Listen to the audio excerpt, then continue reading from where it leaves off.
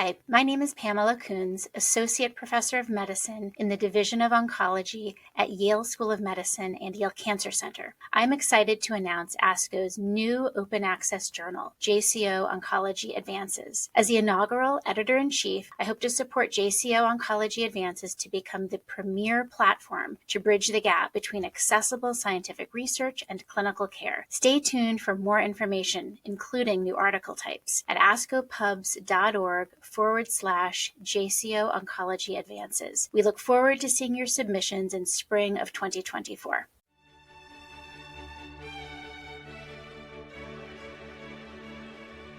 This JCO podcast provides observations and commentary on the JCO article, Definitions, Endpoints, and Clinical Trial Designs for Non-Muscle-Invasive Bladder Cancer, recommendations from the International Bladder Cancer Group by Kamat and colleagues. My name is Matthew Galsky, and I'm an Associate Professor of Medicine and Director of Genitourinary Medical Oncology at the ICANN School of Medicine at Mount Sinai in New York City. My oncologic specialty is medical oncology with a focus on genitourinary oncology. Each year in the United States, over 70,000 patients are diagnosed with bladder cancer. The vast majority of patients have non-muscle invasive bladder cancer at the time of initial presentation, that is, cancer that has not invaded the muscularis propria. Non-muscle invasive bladder cancer represents a significant burden both to individual patients and to public health at large. Because the disease is not visible using conventional imaging, and there are no blood or urine-based biomarkers available to readily track disease status, the treatment and monitoring of non-muscle invasive bladder cancer requires frequent cystoscopic examinations. This contributes in large part to bladder cancer's distinction of being widely considered the most expensive malignancy to treat on a per-patient basis.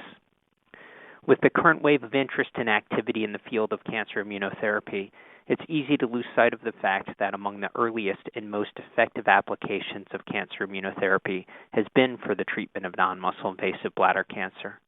Morales and colleagues published the first clinical trial with intravesical BCG in 1976, and BCG has been the gold standard treatment for high-risk non-muscle invasive bladder cancer for the past several decades.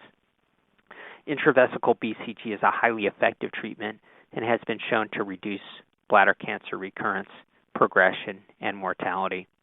However, approximately 30% of patients with high-risk disease develop recurrence despite BCG, and a subset of patients are unable to tolerate BCG. There's been little progress in the treatment of non-muscle invasive bladder cancer since the introduction of intravesical BCG, with only one additional drug approval by regulatory agencies in the past 30 years. A major barrier to clinical drug development for the treatment of non-muscle invasive bladder cancer is heterogeneity that extends beyond the disease itself to treatment, measures of response, and follow-up. The term non-muscle invasive bladder cancer actually encompasses three entities: papillary TA disease, carcinoma in situ, and disease invading the lamina propria, also known as T1 disease, each with a distinct molecular pathogenesis and behavior. After initial treatment, each of these entities can recur, that is, with the same stage and grade as the original cancer, or progress to more invasive diseases, the latter being more common with the higher grade carcinoma in situ and T1 disease. Standard surgical management of TA and T1 disease involves complete transurethral resection of all visible disease. Thus, there are no index lesions to monitor response after surgical treatment, and only time to event endpoints are relevant.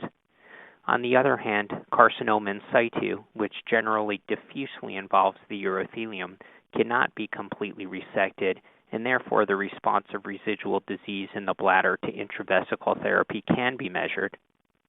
Complicating matters further, these disease entities often coexist within the same patient. While the standard induction course of BCG is widely agreed upon, maintenance BCG remains controversial despite level 1 evidence, and diverse schedules of treatment and follow-up are commonly employed in practice. Taken together, the complexity of non-muscle invasive bladder cancer has resulted in clinical trials using varied eligibility criteria, endpoints, and follow-up durations, precluding comparisons across studies, limiting generalizability, and obscuring data interpretation. Kamat and colleagues under the moniker the International Bladder Cancer Group have tackled the lack of uniformity and consistency across non-muscle-invasive bladder cancer trials head-on by providing a comprehensive set of definitions, endpoints, and trial design recommendations informed by a review of the literature and 3 consensus-building meetings. The International Bladder Cancer Group is comprised of an international group of urology experts in the management of non-muscle-invasive bladder cancer, along with a statistician with extensive experience in bladder cancer clinical trial design. The group defines 4 main clinical disease states for investigation. 1.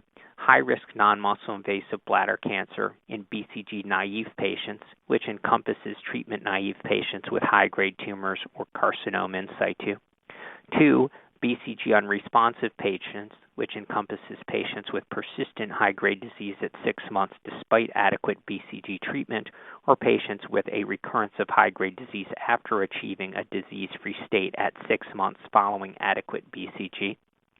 3. Intermediate-risk non-muscle-invasive bladder cancer in BCG-naive patients, which includes patients with multiple or recurrent low-grade TA tumors. And 4.